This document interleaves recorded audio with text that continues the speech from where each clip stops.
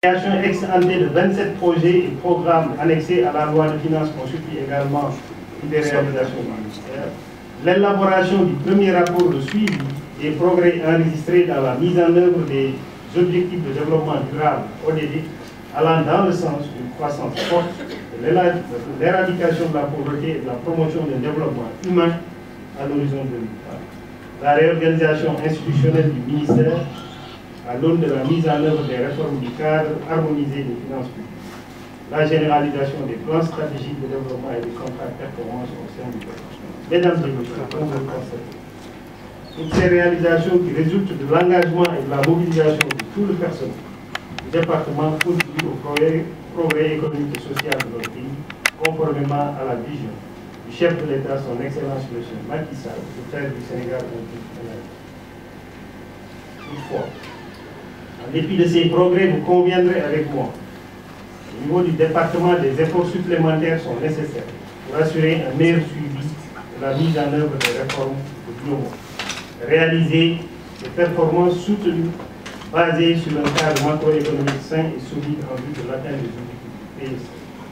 Son autre défi est la mobilisation des ressources, surtout des ressources internes, avec le secteur informel qui occupe une place importante. L'élargissement de l'assiette fiscale constitue un des défis majeurs.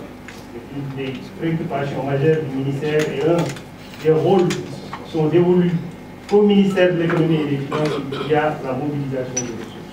Déclare ouvert au nom du ministre de l'économie, des finances et du plan l'atelier de validation de la revue annuelle du ministère et je vous remercie de votre attention. Ok, monsieur. Oui, c'est Hassan Bounagna, je suis le coordinateur adjoint de l'UCSPE, unité de coordination et de suivi de la politique économique.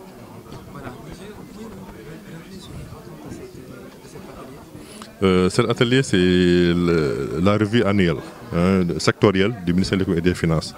Donc, à l'instar de tous les autres départements qui organisent la revue sectorielle, le ministère de la Finance aussi s'est inscrit dans la même dynamique pour organiser sa revue sectorielle. Parce qu'effectivement, nous avons élaboré une lettre de politique sectorielle que nous mettons en œuvre. Et on est attendu aussi sur des performances qui sont propres au ministère de l'économie et des finances.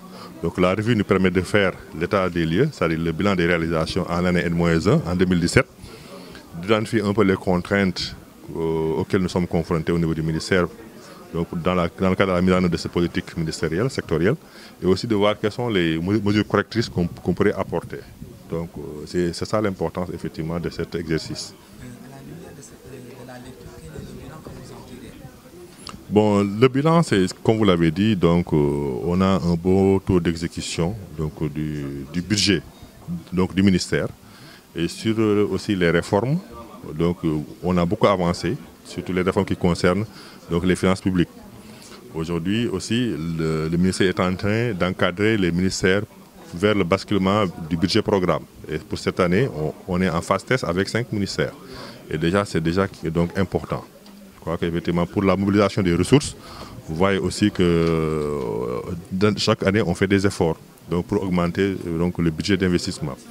Et effectivement, il y a encore des efforts à faire donc, pour mobiliser plus de ressources parce que pour investir, pour réaliser certains projets structurants, il faut effectivement des moyens importants. Et donc il nous faut d'abord le défi du financement, de la mobilisation, donc demeure une priorité pour le ministère de l'économie et des finances. Parce que quand ça fonctionne, tous les autres ministères effectivement donc, vont pouvoir faire des résultats.